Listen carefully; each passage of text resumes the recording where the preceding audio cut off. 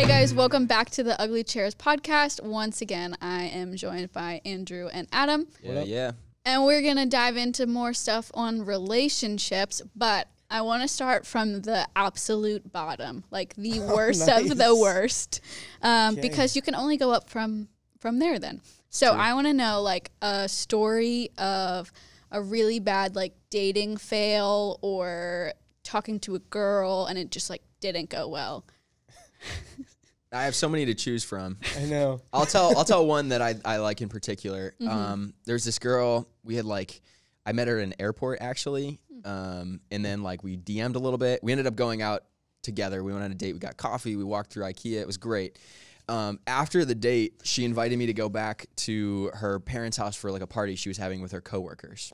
And so I was like, oh yeah, cool, sounds good. Like, would love to come. I show up at like her house, and it's like her mom sitting on the couch, and then it's her in this back room. It's like 85 degrees in there. It's like 7 dudes, her and one other girl, and they're playing a card game. And so I'm like, all right, cool. So this is my evening. Sweet. This is the vibe. And so I sit down. I don't know any of them. I barely know her. We're playing cards. It's weird. At one point in like the evening, I lean back with my hands, and I put them by like in front of the couch, and I like bring them back up, and they are completely covered in boogers. fully covered in boogers. No. And I'm like, yo, like what is this? So I like wiped them on my like pants really quick, and I did it again. Same thing, dude. Why would you go back? I just thought maybe it was an anomaly. Same thing though again. And yeah, I don't know. It was like in front of the couch. I'm not sure if that was like a spot or something. They had a dog. I don't know what's going on. But I like literally got up. Like her dad came in, gave me a bottle of honey, and I like said goodbye to them, and I never talked to her again. Why did you get honey? I was like, why honey? That was a gift, I think. Was he a beekeeper? Actually, yeah. They had like a Makes farm sense. I so it was like a part of their farm. Yeah. How old were you when this Oh happened? my goodness. Oh, dude, I was in college. I think I was like 22, probably. No, I was after college. I must have been like 23. Yeah. Interesting. That is, you shouldn't have gone first. Yeah, it's a wild story, I know. Mine is not that wild. Mine's like, it's something I did that was stupid, but anyway. I'd love to hear it. So my girlfriend and I started dating in high school, ministry, HSM, shout out. And I was in that period of time where like it was the first girl I really talked to, right? Like I talked to other girls, but like I was the first thing where I was like considering dating.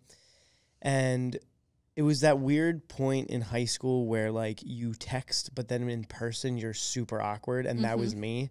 And so like I've been talking to her for a while, and she's at HSM, and she was like waiting because I would help them, tear down, stack those chairs. And good work. Yeah, gotta be done, bro. It's the Lord's work. And so she like waited for me, right, with her cousin. Oh wow. And I walked past and just completely ignored her because I was so nervous. And I did this probably like 5 or 6 times where I just I didn't make eye contact. I didn't say a word. I just walked past. And she told me she went home and like weeped. Bro. Dude, you're breaking hearts out here. I felt so bad because I'm like, but I was so embarrassed. And it was like, I was embarrassed to talk to her. And what were you embarrassed about? Were you dating? No.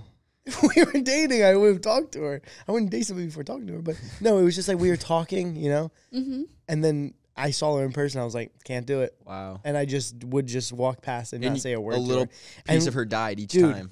I'm actively imagining this because it was at Harrisburg. It was at Harrisburg. So it's like you leave and you're passing the cafe and so beeline for the door. She was sitting right at the, sorry, you're only going to know this if you go to Harrisburg. She was sitting right at the next steps room, like below the windows. There was chairs there, and she was sitting there.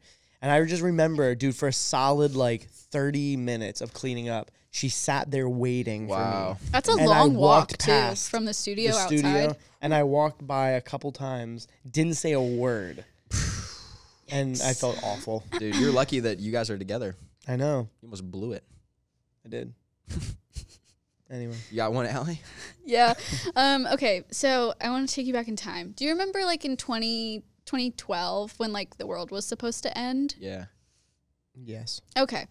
So I was in like maybe 7th grade. Yeah, because I would have been like 12. So 7th grade Allie. And I had a crush on this guy named Kyle. I shouldn't have said his real name. Kyle. Anyway. Oh, Or no, wait, maybe that wasn't his real Yeah, name. Yeah, it no. wasn't. Who knows? It was So- definitely Kyle. We were like, we were friends, and we would talk all the time in school. We actually could communicate in person. Ouch. Yeah, sorry, that's a little Low dig. blow. Low blow Come there. on. But I remember one day I was walking home from school, and it was like the day, like that night, the world was supposedly supposed to end. Right. And I was like, I don't live life with regrets. Oh, man. Oh no. So then I like texted him this whole thing, and I was like, if the world ends, I just want you to know that I like you. Oh. Then the next day, I like walked into English class because the world didn't end, and he was sitting there, and I was like, yeah, this isn't good. Like, this is not a good day for me, because he was just like, okay. Yeah, how did he respond? Yeah. Did he Okay. Yo. At least you didn't say Oh I love my you. Goodness. Oh, That no. would have been a lot worse. He said, And then okay. so before the world ended, you didn't have regrets, but the next day you definitely I did. had really big regrets. Yeah, you're like, this is Yeah. awful. That's Okay. Yeah. And then like That's the terrible. next like week, he started dating one of my other friends. And I was like, this Oh, is no. super Ellie. cool. Oh, Allie, I'm so sorry. Yeah, it's fine. It's funny but sad. Yeah. It's like looking back, it's laughable now. Yeah. If it makes you feel any better, that happened to me once too. Wow. Same exact scenario. No, The it world was wasn't ending gonna end. too. I was just like, yeah. We don't have time for more than one story. So No, I want to hear But it it was now. like you expressed your interest and love for them. Yes, I And didn't they say did not love, reciprocate. But so basically, what happened was I played golf in high school. Okay, I'm actually not going to share too many details because that's gonna be weird. Anyway, this girl asked her if she wanted to go get coffee sometime. I was like later in high school, and she was like, absolutely. Oh, wow. And then Absolutely. yeah, she said absolutely. And then I saw her like the next day, and she didn't say a word to me about it. Right, No. nothing. Oh, no. It's not good. And then like the next couple times, nothing. I messaged again. She was like, "Yeah, I'd love to." Didn't say a word to me. And I even like asked about it. She's like, "Oh yeah, we do." Nothing. I was like, "This is just awkward now." So then every time I saw her after that, I was like, "This is weird." Wow. Because it was After like, the absolutely. that's what I'm saying. Dude, that's Absolutely, Yeah, that's just like playing games that's not an in like, your mind. absolute. yes. You know what I'm saying? That was terrible. Was that was it that with was an awful. exclamation So I point? felt so embarrassed. You didn't get coffee. I didn't, Wow. unfortunately. I mean, I still got coffee. I was just by myself. Yo. She said Oh, she said absolutely. She's gonna be here. We didn't even plan anything. I'm gonna wait. She's gonna come. She must. Oh no. Okay. So I want to what's the word? Define some of these weird words, or at least attempt to define, because truthfully I don't know what some of them are, or I don't know how to describe them. Words that I feel like high schoolers have said when they're talking about relationships, like at HSM. So there's 3 words, and I want us to try our best at, Oh, let's get it. at Come on. doing it. Okay. So there's the talking stage, Right. Okay. situationships, and just hanging out. Yeah. So what do we... And feel free to correct us in the comments, because we will Yeah, drop some comments for us. probably mess this one up. Yeah, I'm not the expert at this. First off, the situationship one, like I was like, I don't even really know what that means. So it's gonna be I think entertaining I've hearing got my that one sides. down. I have no idea. I'm Oh, confident no. on that one. Ellie, no. Well, I feel like all of them. What was the second one? It That was the situationship. situationship. situationship, talking, just hanging out. All of Yeah. them are pre-dating, so they're all Yeah. like, but they're all like more than friends. Yeah. So it's like in that in between area. So I think there's some like crossover. I'm just gonna start saying stuff. Yeah, go for it. Talking feels like you're like mostly talking digitally. It's like you're on Snapchat, Yeah, for sure. you're like texting, you're DMing, whatever. Maybe even FaceTiming if you're talking. Situationship feels like very broad. I guess if you've got insight, I'd love to hear that. Just hanging out is more like in-person stuff. That's like we're like going to do things together, but it's not like dating yet. Yeah. Yeah, I feel like talking stage is like maybe you both know that you like sort of like each other, Right. but nobody wants to like do anything about it. Yeah. Or like, yeah, maybe you can't drive, so you're like, what are we just gonna hang out at mom's house? Like, You could do like the Netflix hang thing, like through Google Chrome, like the extension where you like watch Netflix together, but you're like commenting on it, sending GIFs. I know that because I've done it. sounds really cool.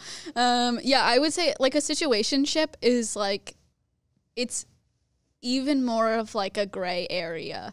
Like, you're kind of dating, but like nobody's ever said that. Right, that's true. So it's like on the outside, people would say, oh yeah, I think they're dating. But you're like, no, like that's not the situation.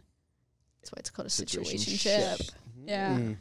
Yeah, I don't really get the just hanging out one because like. See, that's the one that gets me, right? Because I agree. I'm not even going to go through and say what I think because I agree with what you guys said. So I'm just going to jump to the just hanging out one. That's the one that gets me because there's students who will like talk to me and they'll be like, oh yeah, we're just hanging out. I'm like, oh, so you're dating? No. Yeah. We're going and doing things together all the time. And like we're, you know, bowling. Yeah. Bowling, is that still a thing? People go, that was what I did, you know, let's go bowling.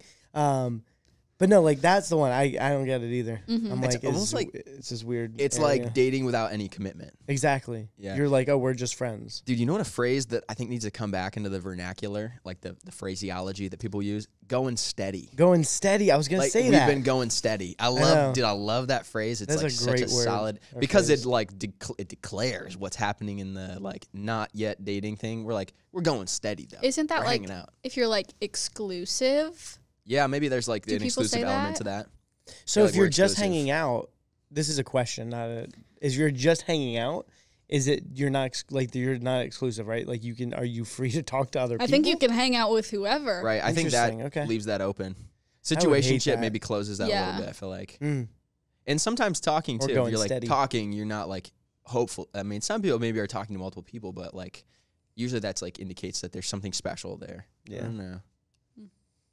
So is situationship just the new word for going steady? No. I don't think so. Okay. I don't. Right. Going steady feels closer to like that's true. A like very serious talking stage. But like you'd be like, actually, you have to do stuff to go steady. I don't know. Drop it in the comments. I'd love to know. What do you think? If you're 80 and you did go steady, you know what that is. I remember in middle school, my grandpa was like, "Have any boys asked you to go steady?" And I was like, "Yo. Did you say study? What did you just say?" Because he asked you to go steady. I was like, hey, you want to go steady? No. And I hope they never do. That's weird. Dude, if you're watching, use that as a pickup line, okay? Yeah, you trying to go steady? Yeah, you trying to go steady with me? Trying to go steady? I've never felt more uncomfortable in my life. Don't say it like that. Okay. So moving on from that. That's a good idea. So in church, I feel like we talk about relationships a lot. You even talked about like a whole series that we did. But we often talk about like dating or marriage. Sometimes we'll throw in singleness. I feel like a lot of people have a broad mixed opinions on it. But it's especially hard in the church to kind of hear all these things about dating and marriage. But I feel like what a lot of our high schoolers are asking is just like, is it okay to be single? I think it's great to be single, to be honest. I think that there's a time in life where there's a point where like working on yourself is a good thing, right? There's a point where trying to get yourself at a place where you can start to pour into somebody else is a good thing. We talked about it at the last podcast, right? Adam mentioned about when you're in a relationship with somebody, it shouldn't just be that one-sided thing, right? It's like you're not going into it and saying like, hey, what can I get from this? And so I think it's the same thing as like, it's okay to be single, to work on yourself. So that way you are able to bring things to the relationship. And Paul even makes a mention of that in 1 Corinthians, right? He talks about that he wishes other people were like him and he's single. Because of that. And so I just think that's a big thing. Dude, and I think too, like, not only is it like okay to be single, I think actually it's very good. Like, for sure. That's like a very good way to live your life. Jesus was single. Paul was single. Mad other people in the Bible that God used in big ways were single. And I don't think that's a coincidence. Like, I literally think you have more time and more ability to focus on doing ministry, loving other people, being around, like, take care of your family, spreading the gospel, sharing it at your school if you're single, because like you only have so much time to offer. And if you're dating someone, they take a lot of your time. And so I think we so often discount singleness as like, they're like, oh, you're single until you get a partner or whatever. Like, but no, like take advantage of that time while you're single. And also like to, as I think about like my singleness and stuff, like, if I thought about it as like a time to work on myself, that would be depressing. Because like, how long am I going to work on myself? Instead, I think of it as like a time for God to work on me. For sure. Because like that's when the work gets done, is like when you let God do work on your life. I can't make myself better. Yeah, that's like, fair. Self-help, really not even possible. But God can make me better. And when you're single, it gets you a chance to, like, just me and God. What do I need to change in my life? How can I grow in this time? Yeah, I feel like the thing that people always say to single people in the church is like, this is a time for you to work on yourself and learn about who you are. Right. Cool. But yeah, it's like, we'll take advantage of that time and like what you can do and what God can do through you during that time, I think is super important. And I don't think people should be ashamed about it. No. No, not at all. Like, I think it's a good opportunity. Like, I remember in college graduating and people were like, oh, I didn't do ring before spring or ring by spring, which was like you get a ring by the spring of when you graduate. And I was like, what a shame you don't get someone else's student loans. Like, that sounds like a win-win to me. Yeah. And like, it's okay. Like, it's a good thing. You can learn to just like be okay with it. Right. Well, and I feel like the reason it's that's such a question now too is because, like you said, right, it almost makes you people make you feel like it's not okay to be single. Yeah. You know, like true. when you look at social media, you go on social media, you scroll through, like people are posting things and you're like, man, I want that. I need that. And so you think like you can't go any further until you have that relationship or until you know, but allowing God to work through you before even getting into a relationship is where you should start before you think about like, oh, I need to do this in order to be complete.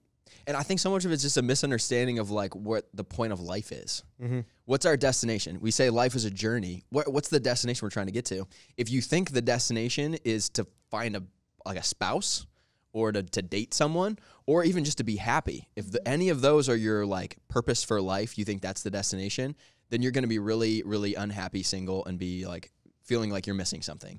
But that's not what God says the destination of your life is. He says it's to become holy as I'm holy, to like follow my commands by loving God and loving other people. You do not need to be married to do that.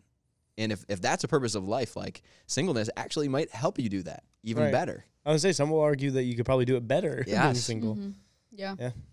So when it comes to relationships, how do you guys, so both of you are in relationships. Yeah. So how do you know what you're looking for in a person? You're just like throwing. So honest answer is when I was younger, I remember sitting down. It sounds so cheesy now that I'm saying it. Did you write it down? I remember sitting down and I wrote down a list of things that I wanted to look for in somebody. I did that too. Yeah, look at this. So I wanted to because I was like, hey, if I'm going to start dating somebody, I want to make sure it's the right person. And so I wrote down a list of qualities that I wanted them to have. And I'm sure if I found that list, there would be like silly things on there now because I wrote it so long ago. But really, that's what I looked for. Has to love Fortnite. Yeah. Loves has to One play. Direction. Has to want dubs in Fortnite. No. But, sorry. That just gives you the chills. But no, that's literally what I did is I wrote a list of qualities I was looking for in somebody. And one of the top one was they have to love Jesus, right? They have to want to put effort into this relationship with God because of same thing we've talked about, right? Is like having God work on us before we can work on somebody else. And so that was like one of my top things when I was looking for somebody. It's like, hey, do they love the Lord? And then the next one is like, do they have brown hair, you know? Yeah, that's like a close second. Yeah. I think the values and beliefs is the biggest thing. It's like, what are their values? What do they believe? And like, it can be easy to scoop like right over that early on in like a talking stage or whatever, where it's like, oh, but we both love this. We have this shared common interest in like thrifting, or we both love this video game. Yeah. Or we love this sports thing. But then like that only goes so far because as you grow, like those interests that you have, they change. I've seen that in my own life. Like that doesn't last. And when push comes to shove, the things that your relationship needs to be founded on is like the same values and beliefs. And if they're not, that's going to be a fighting point. Exactly. Like you guys are going to like beef because you don't believe the same things about the most important one is what is the point of life and what happens after we die? If you guys disagree about that, it is not going to work out because like that's going to be like so much of the decisions you make with your money, with your relationships, with all of your time. Like that's what matters most. Mm-hmm. Yeah. I feel like one of the things that people go wrong when doing this is like looking for feelings. Mm-hmm. So like this is a huge thing for girls of like, oh, he makes me feel safe. I don't actually know what that means. Like, could he beat someone up? Sure. Do you want him to? Probably not. That's how you make your relationship. Could they beat them up? Yeah, probably. All right. Check. Green flag. Yeah, so, like, those feelings are going to fade. Or, like, they make me feel pretty. You're going to look different in 50 years. Probably. Probably worse. Most likely. Yeah. So, like, you can't go off of those feelings. Like, that can't be on the list. Like, it needs to be, do they, like, value their family? Do they honor those that they don't know? Like, stuff like that, I think, is a lot more important than feelings. And that's so easy to be like, wow, like, they make me feel happy. Like, I feel good around them. I feel like that's what most people initially go off of. And maybe that's, well, is it okay to go off of that if you're, like, just getting into maybe the talking stage with someone of, like, oh, they make me feel good? Well, I think it depends why, right? Like, why do they make you feel good? Yeah. Right? Is it because they buy you things? Is it because they call you pretty? Is it like, what is the reason they make you feel good? And I feel like if the person you're going after has the morals that you're looking for, they have the beliefs you're looking for, they have the purpose of life that you're looking for, in that sense, they're going to make you feel good, right? Because if you're running after the same goal, if you're running towards the same thing, you're going to feel good with each other. But if it's just, you're just dating them because, oh, they make me feel good because they do this or because they buy me those things, then I don't think that's the right way to look at feeling good. Yeah, there's some balance because I feel like I've heard people say, like, you don't need to be, like, attracted to them to, like, date them. I don't know if that's great advice. Like, you don't need to be attracted to them to spend time with them and be their friend, certainly. And, like, thinking in the future, oh, maybe my feelings will change. Because feelings do change. For sure. But at the same time, like, I don't think you should be, like, punishing yourself. Like, they have the same values and beliefs in me, but I hate being around them. So exactly. I'm going to choose to date them. I don't think that's a good way to think about it. No, not at all. But at the same time, like, knowing that your feelings could change. Like, just because you're not, like, there's not an instant connection or, like, our vibes aren't perfect. Like, that can change. Vibes change. Like, those type of things grow over time. A great friendship is a great foundation for a dating relationship. It's a great place to start. Yeah. Cool. Well, I am going to ask you guys some student questions, but this isn't a student question that we got or have, but I think it's one that a lot of people have asked before. So I'm going to ask you guys, what are some red flags in relationships or people? And maybe what are some, like, green flags? What about the beige flags? Yeah. Have you ever heard that? I have, yeah. I was so okay, confused. we can go for beige no, flags too. I don't know what that means. It's like it's so kind of weird, but, like, it's fine. Oh, it's fine. Right. So you're asking us for red flags and green flags. Yeah.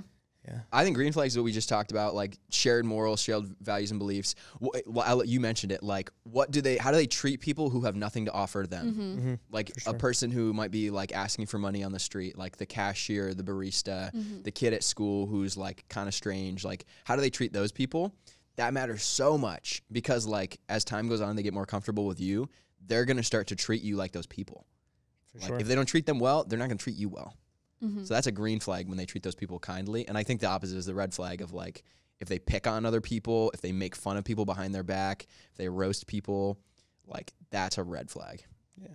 I think for me, the green flag, too, is similar to what Adam said, but I'm going to say more with, like, family, too, the way that they treat their parents, the way that they talk to their parents, the way they talk to their siblings, if they have them, the way that they talk to the people who are that close to them. And again, because I think sometimes it's easy to, like, almost put up a front of, like, maybe the way you act to somebody in public because it's like, oh, I'm going to be nice to you. But when it comes to, like, your home and, like, the people you spend a lot of time with, like, how do you respect them? Are you showing them respect? How do you talk to them? And so I think when looking for somebody, if it's somebody who's showing their family that respect and that's a green flag for me of somebody that values their family. And again, I just think the red flag would be the opposite of that, right? Somebody who just is disrespectful. Doesn't have that value. Yeah. I got another one. Oh. When I like, there's a certain level of, like, healthiness with joking around with someone, but when they're, like, constantly cutting you down with their jokes, they're, like, making fun of you and they're like, I was just playing, like, just kidding, you know, just joking around, but they're, like, making fun of how you look and the things that you say and how you interact with other people. And, like, you're like in the back of your head, like, I think they like me, but the way that they're treating me makes me feel really bad. That is a red flag. Like, they should care more about how they're making you feel than like them like getting. In some ways, I feel like it's an insecurity in their own life. They got to get that figured out before you would ever want to entertain like dating them. Yeah. I had one and it disappeared. I think I was going to say a red flag is, oh my gosh, I lost it. It was really good. I'll think of it. Must not have been that good. No, it was, I promise. Oh, it was when like someone wants you to cut all the relationships out of your life. Ooh, like I take all that the way, so other that's a great people one. back. Like, yeah. You have to trust people. For sure. You're saying like if they're like, I want you to spend time with me instead of your friends. Yeah. Yeah. Me and only me. Like, Right. That's a huge red flag, I think, too. Yeah. Yeah.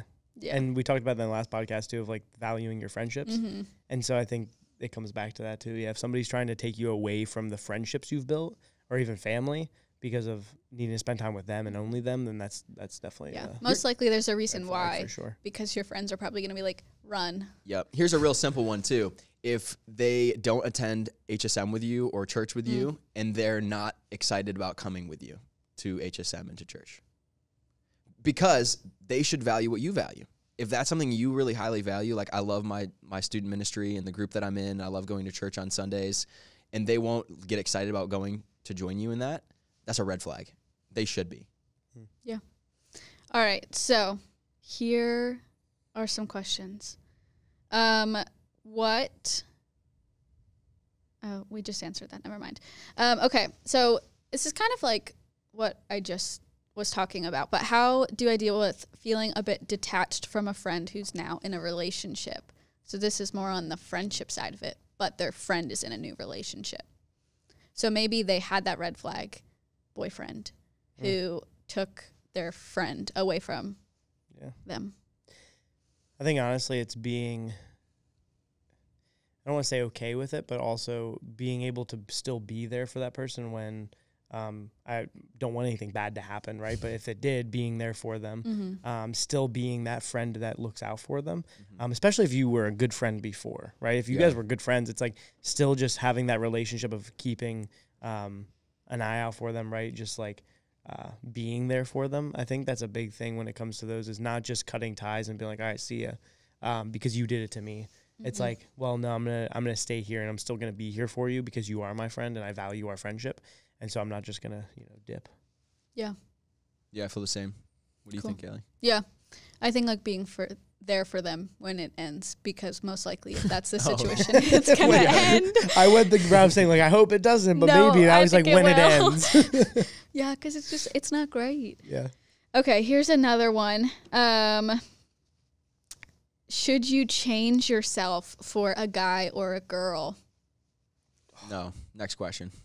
I don't think we even need to spend time on that one. Just the answer is no. No. There's no, if you are talking to somebody who's telling you need to change in order to, then that's not the person you should be with.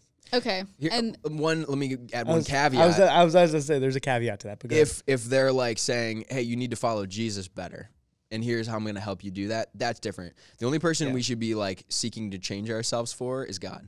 Because he created us, he knows what's best for us in our lives. And you might find someone to date that's like wants to help you follow Jesus better. That's a great opportunity. But if, like Andrew said, if they're saying like, you need to change the way you talk and the way that you dress and the way that you interact with other people, for me, that is not good. Yeah, I would run away from that. Okay, this is a question that girls, I need you to listen right now. Okay, and this is me asking this as a girl to guys. Oh boy. Because this is a problem. This is, how we were talking about Team Edward, Team Jacob. Yeah. So all the girls love Conrad type of guys because they're like, I can fix him. Yeah. Do you think if a girl is capable of fixing you? Like, you're asking, or like would you even want to be in a relationship with a girl that wants to try to fix you? No, I hear that all the time. Like, oh, I can fix him. And even from guys that like a girl that they're like, oh, she doesn't follow Jesus yet, but like when she dates me, she'll like start coming to church and like start changing her ways. Like, she'll know Jesus. Yeah, that's just a really bad place to start. I think like if you, the only person that can fix us is Jesus. So like if you're entering a relationship thinking you're going to be like the glue that brings this person back to life, that's going to really mess things up.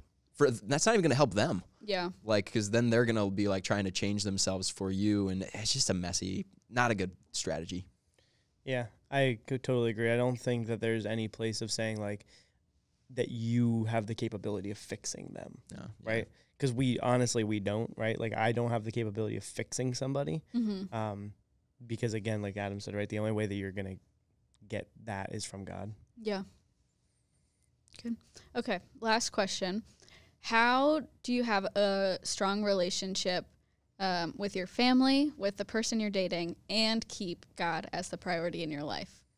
That's a good one. I feel like this is probably a difficult question because it's a thing to struggle. Like a lot of people struggle with prioritizing every single one of those things. Yeah, I would say the best way to do that is to focus on God, and those other things will be added to you. Like I think like a good relationship with God encourages you to love your family and the person that you're dating really well. In 1 Timothy 5, it talks about like when you're around other people in the church, they're your brothers and sisters. That applies to your dating relationship too. Your girlfriend, if you're a boy, it's your sister, you know, and the boys that are around you, they're your brother, even if you're dating them. And like then they're part of your family. You treat other people like you're part of your family, and you value family because God does. So focus on your relationship with God, and those other things will come. Yeah, that's what I was going to say too. Because if you spend time reading the Bible, you'll hear all throughout, right, the value that you have of first valuing God, right, putting God first in your life, and then valuing the other people in your life as well. And so it's like, if you want to be able to do all of them, you're not going to be able to if you're not putting God first, right? You're not going to be able to value the other relationships in your life if you're not putting God first, because we're going to try to run around and do all these things and make sure everybody feels the way that we want them to feel and good and all that. But at the end of the day, we're going to get worn out. We're going to get tired, and we're not going to be able to do it. Yeah. But when we can prioritize God first, like Adam said, the rest of those things kind of flow from it. Yeah. Yeah, I would say the same thing. And I think, like, it's okay to do them together. Like, it's okay to prioritize God with the person that you're dating together. Like, I think that's an easy thing for you guys to do together, of like pray and read your Bible, like do a little Bible reading plan together. That'd be nice. I think where the thing that can go wrong in that is if you become dependent on the person you're dating or even your family, and that's the only time that you're with them is maybe the only time you're thinking about God, because that's something that you built into that relationship. That is a problem. You need to work on, like, I can have a relationship with God, and it can be solid when I'm single, when I'm dating, when I'm with my family. And then you can add it into the other aspects. But if you're dependent on that person to go to church, like if you're like, I'm not going to go to church unless they're there. Right. Yeah. Back up, reassess, take a pause. Yeah. Yeah. That's really good advice. That's a great point. Yeah. I've seen that one go wrong many times. So last question, I think, because just to wrap everything up.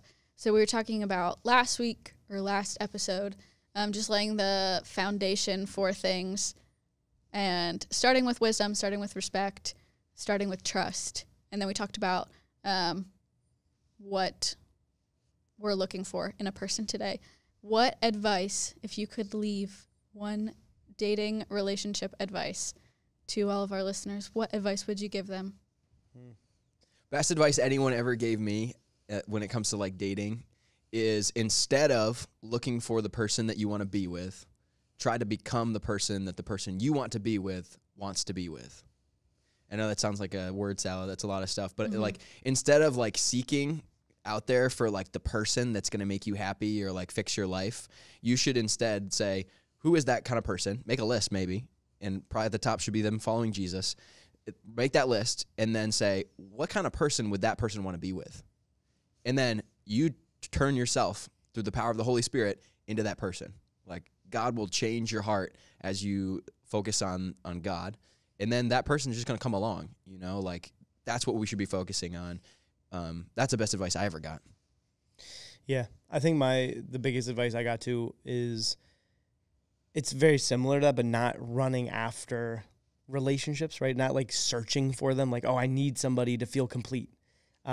Because it's not going to help anything, right? And so like when you're constantly searching for somebody to be with because you want to feel complete or you want to feel a certain way, it's not going to end well.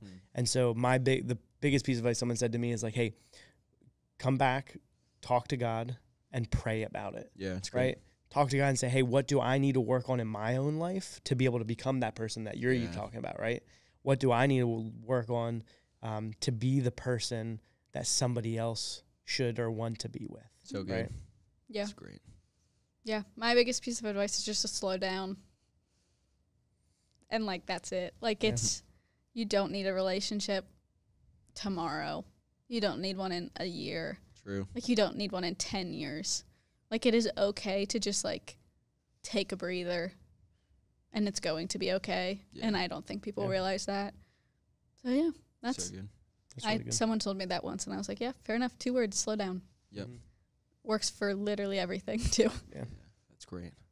Yeah. Really so thank you guys for joining me on this lovely podcast. Make sure you guys tune in next time, and there will be some people talking about some awesome stuff. So make sure that you come back to the Ugly Chairs podcast.